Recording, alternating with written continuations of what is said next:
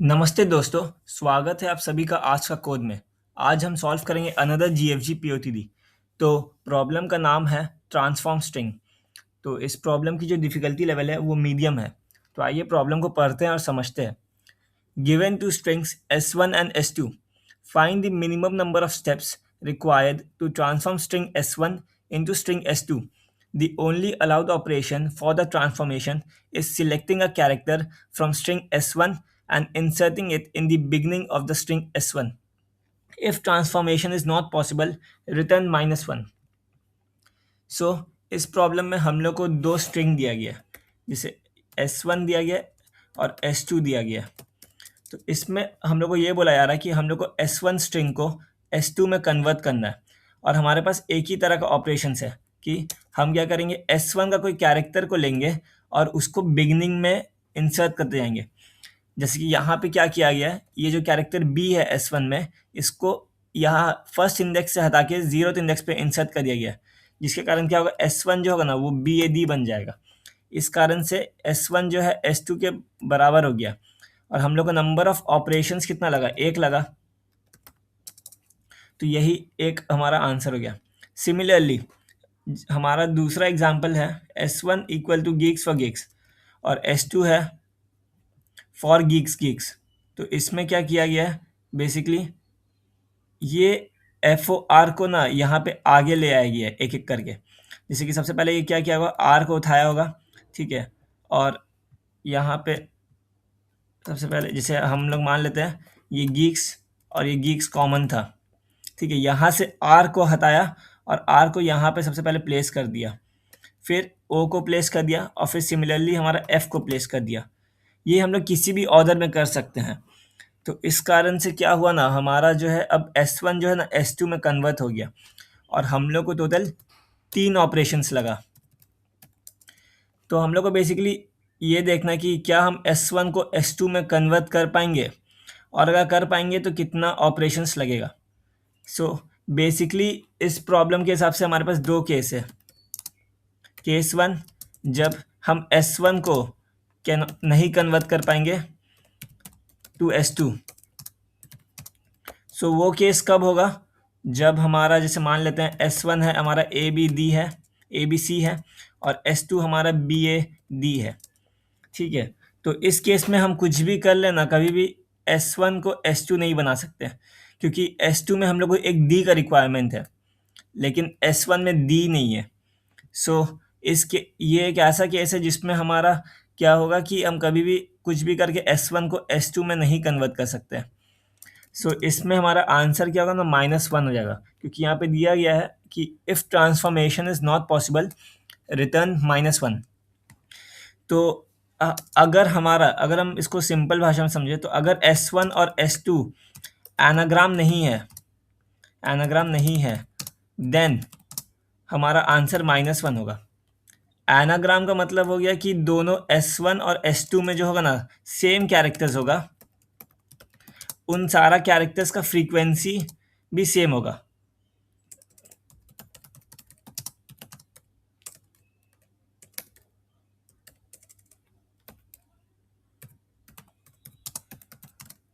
बस एटमोस्ट क्या होगा कि उन लोग का जो होगा ना ऑर्डरिंग जो होगा ना अलग अलग होगा, ऑर्डरिंग में डिफर। तो जैसे आप देख सकते हैं यहाँ पे जो हमारा ये गीक्स फॉर गीक्स हो गया या फॉर गीक्स गीक्स, इसमें जितना भी कैरेक्टर्स S1 में है ना, जितना बार है उतना ही सेम हमारा S2 में भी है, और उतना ही बार है, बस वो लोगों का ऑर्डरिंग थोड़ा डिफरेंट है। सेम हमारा S1 में भी यही है, ठीक है। तो हमारा पहला केस हो गया जब S1 को हम कन्वर्ट नहीं कर पाएंगे, और दूसरा ऑप्शन है कि हम S1 को कन्वर्ट कर पाएंगे, वी कैन कन्वर्ट। तो उसमें ये चीज़ तो है कि वो एक सक्सेसफुल, पहला बात एनाग्राम होना चाहिए, ठीक है। तो अब हम देखेंगे कि उसको हम कैसे कन्वर्ट करेंगे। तो इसमें हम सिंपल सा एक लूप लगाएंगे,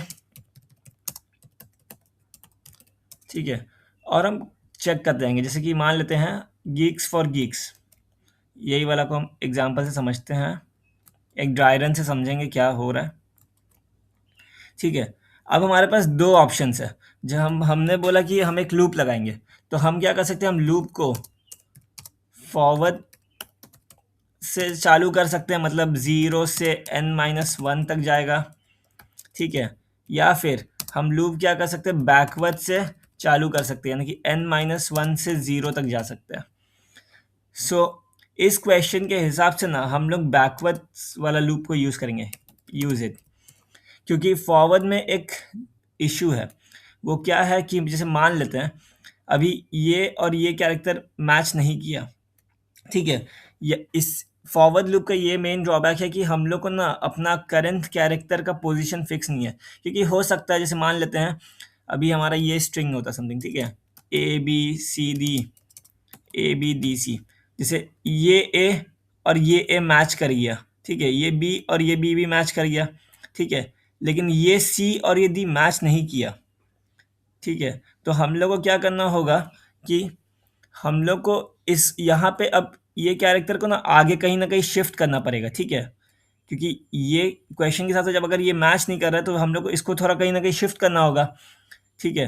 तो इस कारण से क्या होगा, ये जो है ना हम लोग का यहाँ पे फिर से ये पोजीशंस को भी बिगाड़ देगा। जैसे सी मान लेते इधर एक बार आएगा, ठीक है, सी ए बी हो जाएगा, ठीक है, फिर डी आएगा। तो इस तरीके से ये क्या हो ना, ये जो जो मैच्ड कैरेक्टर्स है ना उनका पोजीशन भी शिफ्ट हो गया। तो लेफ्ट से राइट में ना हम लोग श्योर नहीं है कि वो जो कैरेक्टर है वो वहीं पे आएगा कि नहीं आएगा, क्योंकि हो सकता है बाद में हम लोग को एक ऐसा कैरेक्टर मिल जाए जिसको हम लोग को आगे शिफ्ट करना पड़ जाए, तो जिसके कारण क्या होगा, लेफ्ट से राइट जितना भी हम अभी तक कंप्यूट किए होंगे, जो भी हम लोग अभी एलिमेंट्स को कंपेयर किए होंगे, वो वापस से गलत हो जाएगा, ठीक है। तो इससे लेफ्ट से राइट में हम लोग श्योर नहीं है कि लेफ्ट से राइट जब हम लोग लूप चलाएंगे, वी आर नॉट श्योर कि कैरेक्टर्स का जो पोजीशन है ना, कैरेक्टर्स का पोजीशन फिक्स्ड है, कैरेक्टर्स का पोजीशन फिक्स्ड है, क्योंकि हो सकता है ना कि क्योंकि कोई कैरेक्टर लेफ्ट में और आ सकता है, आ सकता है, क्योंकि यहाँ पे क्वेश्चन में दिया गया कि हम लोग को बिगनिंग ऑफ द स्ट्रिंग में डालना है। तो जैसे मान लेते कोई कैरेक्टर मैच नहीं किया तो बाद में, तो हम उसको क्या करेंगे, हम सिंपली उठा के आगे रखेंगे। तो इस कारण से क्या होगा कि वो कैरेक्टर जो है मैच नहीं करेगा, ठीक है। तो इस तरीके से हमारा ये जाएगा। इसलिए हम क्या करेंगे, अब हम लोग राइट से लेफ्ट इस लूप चलाएंगे, और राइट से लेफ्ट में जब हम चलाएंगे तो हम लोग को ये पता है कि अगर अब कैरेक्टर अगर मैच नहीं करेगा तो आगे में हम राइट टू लेफ्ट मैच करते जाएंगे, तो जो जो कैरेक्टर मैच होगा उनका जो पोजीशन फिक्स हो जाएगा। सो हम लोग क्या करेंगे, हम लोग राइट टू लेफ्ट चलाएंगे, क्योंकि अगर कैरेक्टर्स मैच हो गया, मैच हुआ, तो उनका तो पोजीशन फिक्स्ड है। और अगर उसके बाद अगर मान लेते हैं हमारा यहाँ पे जैसे ये डी और ये डी मैच कर जाता, ठीक है, तो अब आगे कोई भी कैरेक्टर मैच नहीं करेगा ना, जैसे यहाँ पे ए बी सी या सी ए बी कुछ भी मैच नहीं करेगा, तो ये जो भी ना ये लेफ्ट साइड में अफेक्ट करेगा, ये राइट साइड वाला कैरेक्टर का पोजीशन पे अफेक्ट नहीं करेगा, ठीक है।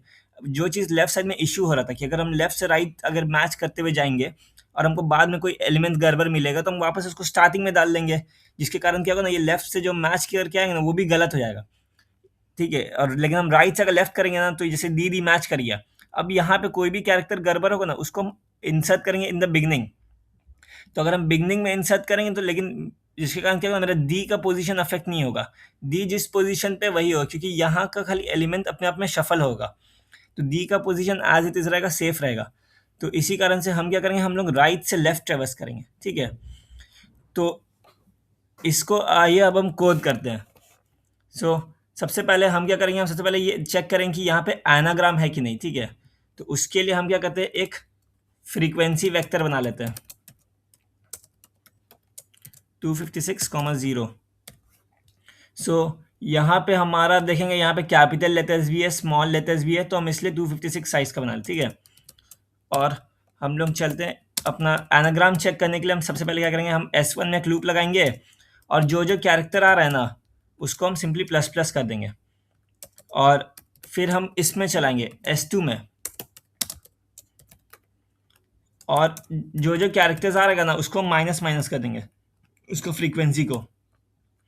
सो बेसिकली यहाँ पे क्या हुआ, जैसे मान लेते हैं ए बी डी और बी ए डी हमारा एनाग्राम है, ठीक है। तो इसमें क्या होगा, हम सबसे पहले जब S1 का जब लूप चलाएंगे तो हमारा ए का फ्रीक्वेंसी कितना आएगा, 1 आएगा, ठीक है, बी का फ्रीक्वेंसी 1 आएगा और डी का फ्रीक्वेंसी 1 आएगा। फिर हम एस यहाँ पे चलाएंगे, जब हम S2 के लिए चलाएंगे तो हम क्या करें, सबका फ्रीक्वेंसी माइनस करते आ रहे हैं, तो ये क्या करेगा, बी का फ्रीक्वेंसी को -1 करके 0 कर देगा, ए का फ्रीक्वेंसी को भी 0 कर देगा और डी का फ्रीक्वेंसी को भी 0 कर देगा। तो अब क्या हुआ, हर एक कैरेक्टर्स का फ्रीक्वेंसी 0 आ गया, ठीक है। अगर कोई ऐसा कैरेक्टर था जिसका frequency not equal to 0, means अगर मान लेते वो पॉजिटिव आता, तो मीन्स अगर कोई कैरेक्टर है जिसका फ्रीक्वेंसी जो है ना ग्रेटर देन 0 है, तो वो हमारा S1 में प्रेजेंट है ज़्यादा, लेकिन S2 में कम प्रेजेंट है। या फिर अगर लेस देन 0 होगा ना, तो मतलब वो S1 में कम प्रेजेंट है और S2 में ज़्यादा प्रेजेंट है। और इक्वल टू 0 मीन्स दोनों में इक्वली अमाउंट में प्रेजेंट है, ठीक है। तो हम यही चेक करेंगे कि for int I in frequency, अगर मेरा आई है तो हम रिटर्न करेंगे सिंपली -1, क्योंकि हो सकता है वैल्यू पॉजिटिव हो या नेगेटिव हो, कोई कैरेक्टर का फ्रीक्वेंसी 0 नहीं है, तो हम सिंपली यही चेक करके रिटर्न कर देंगे। तो ये हमारा बेसिकली क्या हुआ, एनाग्राम चेक, ठीक है। एनाग्राम हम लोग चेक किए, ठीक है, केस 1 जो है हमारा, ठीक है। तो इस तरीके से हम अपना केस 1 चेक किया। केस 2, अब हम श्योर होगा कि हमारा फिक्स है कि हम मिनिमम ऑपरेशन से उसको कन्वर्ट कर पाएंगे, ठीक है। तो सबसे पहले हम क्या करते हैं, 2 पॉइंटर्स बना लेते हैं, आई और जे, ठीक है। तो हमने बोला कि हम जो लूप चलाएंगे वो बैकवर्ड चलाएंगे, क्योंकि राइट से लेफ्ट जाने में हम लोग श्योर होंगे कि पोजीशन फिक्स्ड हो जाएगा। तो हम सिंपली S1 डॉट लेंथ -1 और जे होगा S2 डॉट लेंथ -1, ठीक है। तो अब हम क्या करेंगे, और एक आंसर वेरिएबल रख लेंगे, ठीक है।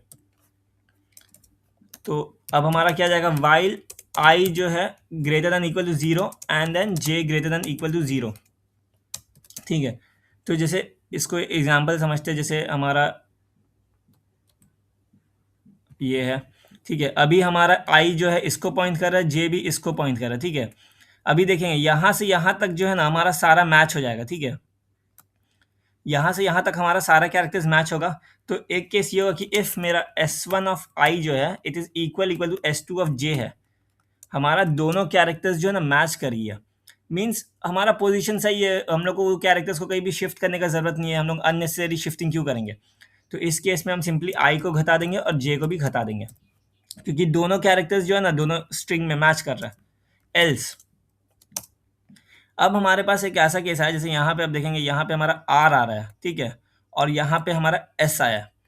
तो अब हम लोग को क्या करना, हम लोग को ये आर को कहीं ना कहीं तो आगे शिफ्ट करना पड़ेगा, मीन्स ये आर कहीं ना कहीं उठ के आगे जाएगा, ठीक है। तो इस केस में हमारा क्या होगा, आई को हम कम कर देंगे और हम लोग को एक इनवैलिड पेयर मिला, तो हम सिंपली आंसर को प्लस प्लस कर देंगे। हम जे को कुछ नहीं करेंगे, क्योंकि ये जे को भी तो हमको कंपेयर करना होगा ना, ये कैरेक्टर यहाँ पे फिक्स्ड है, एस यहाँ पे आना चाहिए, जो जाएगा ये आर जाएगा, तो आर वाला कैरेक्टर कभी ना कभी हम किसी ऑर्डर में आगे शिफ्ट करेंगे, इतना हम लोग को फिक्स हो गया। तो हम सिंपली क्या करेंगे ना, इसको उठा के कहीं आगे रख देंगे, ठीक है, यहाँ पे जब भी हम लोग उसको जिस ऑर्डर में हम लोग रखना चाहेंगे, ठीक है। और हम अपना आंसर को प्लस प्लस कर देंगे ताकि हमारा एक काउंटर बढ़ जाएगा और लास्ट में हम रिटर्न आंसर कर देंगे। तो अब हम इसको रन करते हैं एक बार, तो आप देखेंगे कि हमारा सैम्पल केस जो है पास हो गया। और अगर हम कोड को सबमिट करेंगे, सो हमारा कोड जो है वो एक्सेप्ट हो चुका है, ठीक है। तो अगर हम टाइम कॉम्प्लेक्सिटी का बात करेंगे तो ये हमारा बेसिकली एक S1 का लूप, जैसे S1 का लेंथ मान लेते हैं n है, तो मोस्ट प्रोबेबली S2 का लेंथ भी हमारा n ही होगा, क्योंकि अगर वो एनाग्राम है तो, ठीक है। और इसमें हम लोग बेसिकली फ्रीक्वेंसी, यानी कि ये मैक्स इसका साइज़ क्या होगा, 256 होगा, क्योंकि हमारा फ्रीक्वेंसी का साइज़ ही 256 है। और ये एक नॉर्मल वाइल लूप है जिसमें हमारा ये भी एटमोस्ट 250, ये n का लेंथ जितना ही चलेगा, क्योंकि आई जो है हर स्टेट में घट रहा है एक बार, ठीक है। तो ये अगर हम ये J equal greater than equal to 0 भी नहीं देंगे तो भी काम चल जाएगा। तो ये बिग ऑफ n वाला ही टाइम कॉम्प्लेक्सिटी है। और स्पेस कॉम्प्लेक्सिटी में एक फ्रीक्वेंसी वेक्टर को हम लोग यूज़ करें 256 साइज़ का। सो अगर आपको ये वीडियो हेल्पफुल लगी हो तो वीडियो को लाइक कीजिएगा, चैनल को सब्सक्राइब कीजिएगा, और अगर आपको कुछ भी डाउट होगा तो आप कमेंट सेक्शन में पूछ सकते हैं। तो मिलते हैं कल एक और GFG POTD के साथ, तब तक के लिए कोड से ज़्यादा सोच समझो।